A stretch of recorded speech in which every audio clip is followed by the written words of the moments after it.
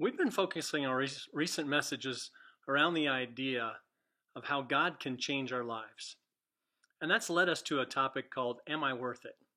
Now, last week we began with an activity with our youth group that simply said, let's take a look at your life in a flowchart. And this one simply examined the idea of how to focus in the age of distraction. Maybe it was about removing some things from your life, or maybe it was about reorganizing some things, or finding ways to reorient yourself so that you could block out distractions. So they like that one. They also like this one. We simply said, which football team should you really be cheering for? And it took us on this pathway, weaving our way through these different teams that simply said, here's the real one. That was a fun activity. But then I simply twisted that and said, now, take this idea, how do I overcome the power of sin in my life, and develop a flow chart from it.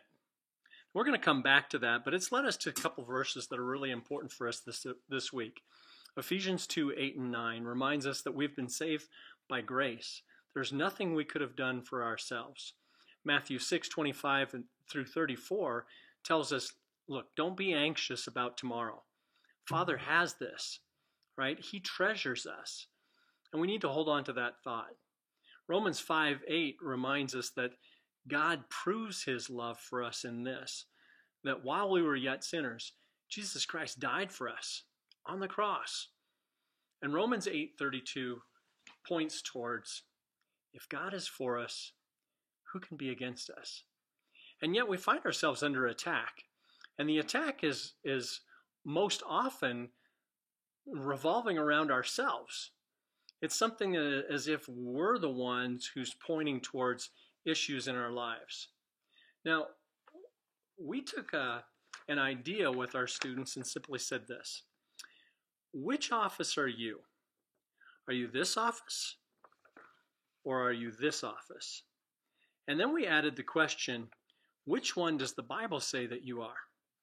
Now, I don't know if you've got a junk room in your home, but a lot of times we have several, or our garage ends up being our junk room. Everyone's got a junk drawer.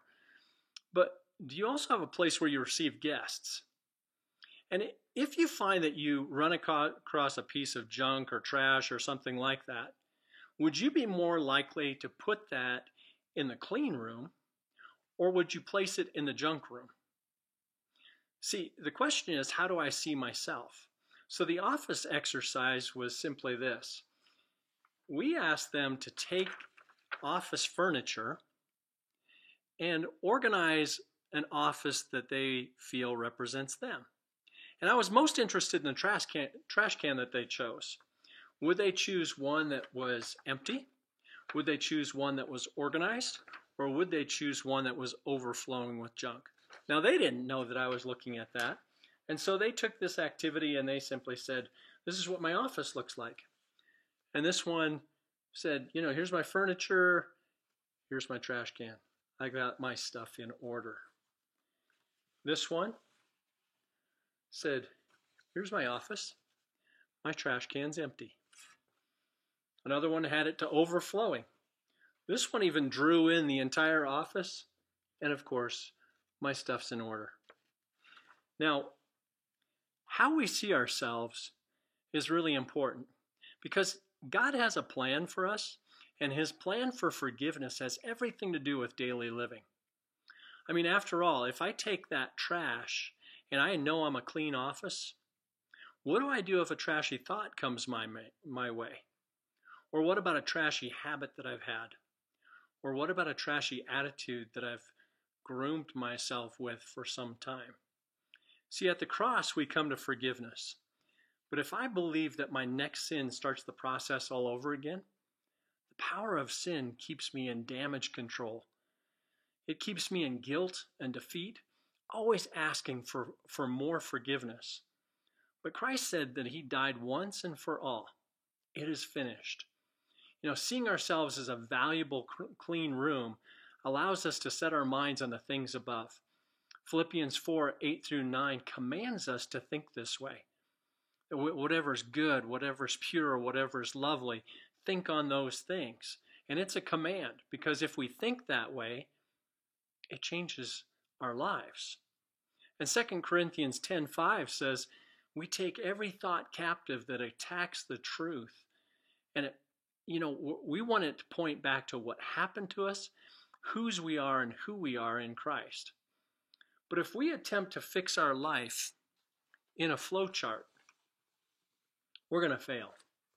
And so what begins like this maybe ends up being something like this. 9 different choices to organize my life that says, if I want to overcome sin, maybe I should do one of these things. Maybe I should pray. Maybe I should read more or stay home or avoid peer pressure or avoid being a follower. I've got to watch my word choice, and I've certainly got to keep an eye on temptation and maybe even my technology. Another flow chart would look like this. If I go join a church, will that help me? Possibly.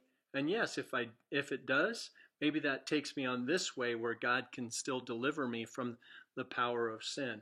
Or will I hold my loved ones close?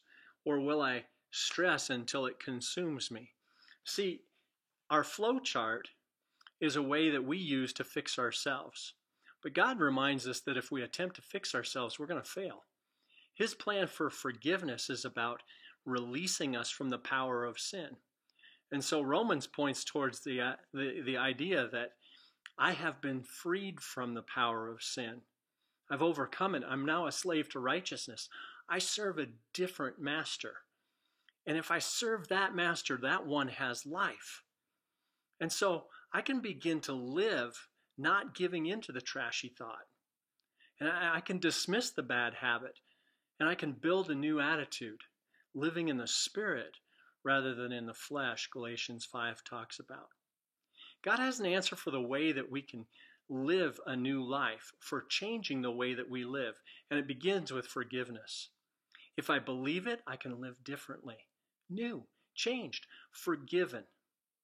And then I can take that and I can pass it on to the people in my own life.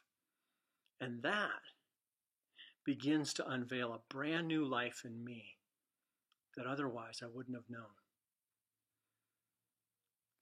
We can't wait to see you next week. God bless.